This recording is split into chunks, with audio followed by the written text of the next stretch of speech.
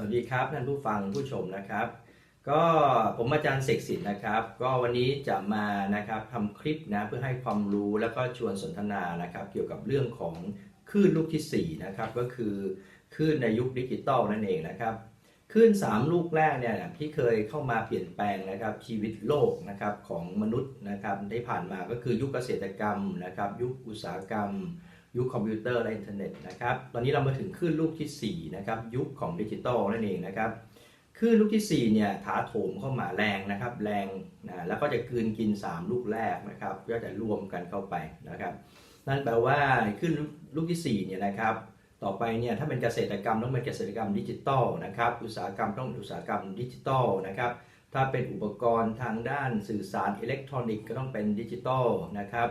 ก็คือง่ายๆว่าอีกหน่อยเราสามารถสั่งการนะครับรถยนต์นะครับหรือว่าแอร์นะครับหรือว่าระบบนะครับต่างๆเนี่ยไม่ว่าจะเป็นภายในบ้านหรือโรงงานเนี่ยเราสามารถสั่งผ่านด้วยดิจิตอล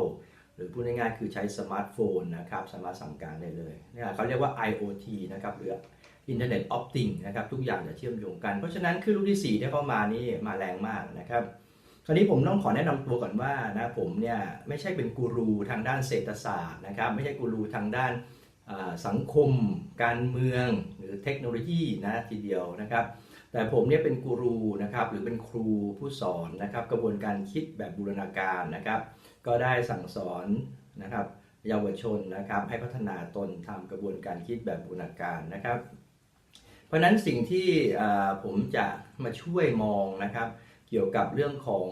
เศรษฐกิจสังคมการเมืองนะครับเทคโนโลยีเนี่ยก็เป็นมุมมองของคนธรรมดาคนหนึ่งนะครับที่ฝึกฝนตัวเองมาผ่านกระบวนการคิดแบบบูรณาการนะครับเป็นคนที่อ่านมากฟังมากนะครับก็มาแชร์ให้เพื่อนนะครับแล้วก็สมาชิกเนี่ยแล้วก็ผู้ฟังนะครับได้รับรู้ถึงการเปลี่ยนแปลงและมุมมองส่วนตัวของผมนะครับกับสิ่งต่างๆเหล่านี้นะครับ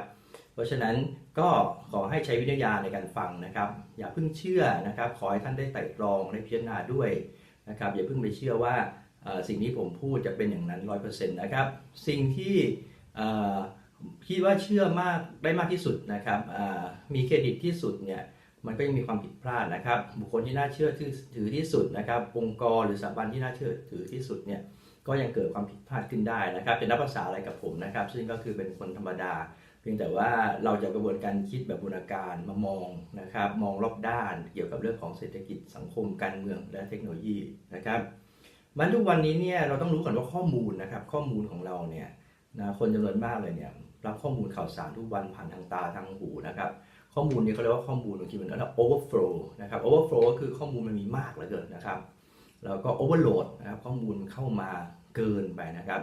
เราก็ต้องคัดกรองนะเพราะฉะนั้นถ้าเกิดขั้นตอนแรกเลยเนี่ยเราไม่สามารถคัดกรองข้อมูลนะครับว่าเราควรจะรู้หรือควรจะทราบอะไรนะครับเพราะฉะนั้นข้อมูลของเราที่เข้ามาเนี่ยมันก็อาจจะทำให้เรา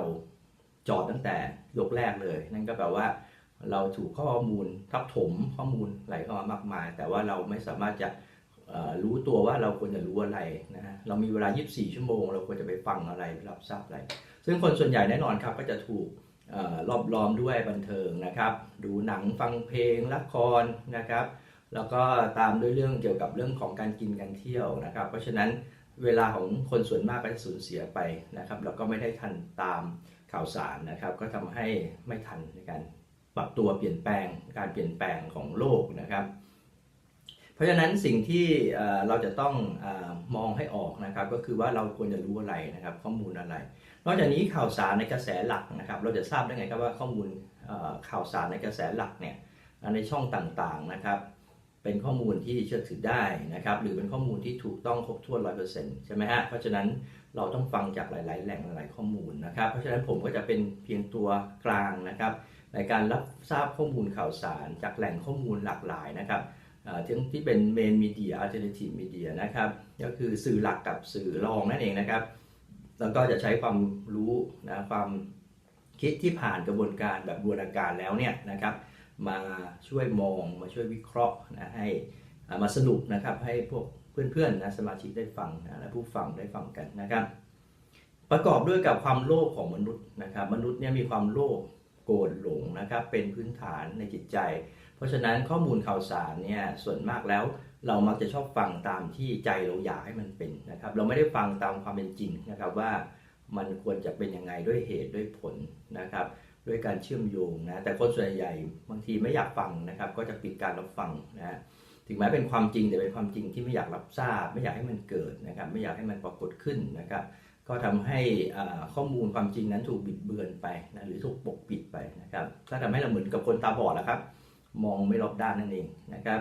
เพราะฉะนั้นการเปลี่ยนแปลงเนี่ยเราจะมองเป็นโอกาสก็ได้นะครับท่ามกลางการเปลี่ยนแปลงของโลกเนี่ยก็มีโอกาสอยู่นะยกตัวอย่างเช่นนะครับตอนนี้ที่ผมได้สื่อสารกับทุกท่านนะครับก็คือเป็นโอกาสที่ดีนะครับที่ได้มาคุยกันนะฮะผมอยู่กรุงเทพนะท่านอาจจะเป็นผู้ฟังอยู่ที่เชียงใหม่นะครับนราธิวาสนะครับหรือว่าอยู่ที่อุบลราชธานีนะครับ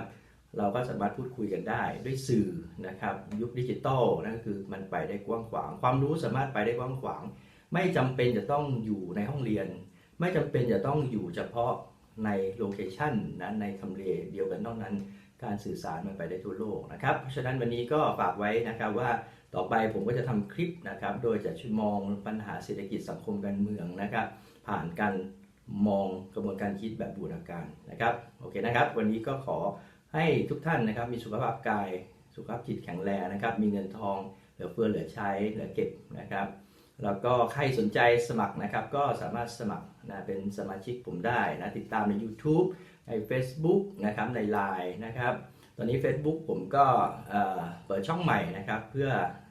วิเคราะห์นะครับเหตุการณ์สถานการณ์ต่างๆนะครับเกี่ยวกับเศรษฐกิจสังคมการเมืองโลกนะครับใครสนใจก็ไปดูได้นะครับที่ลิงก์นะครับข้างใต้ของคลิปนี้นะครับผมจะมีลิงก์ไว้โอเคนะครับวันนี้ไปก่อนนะครับสวัสดีทุกท่านครับบ๊ายบาย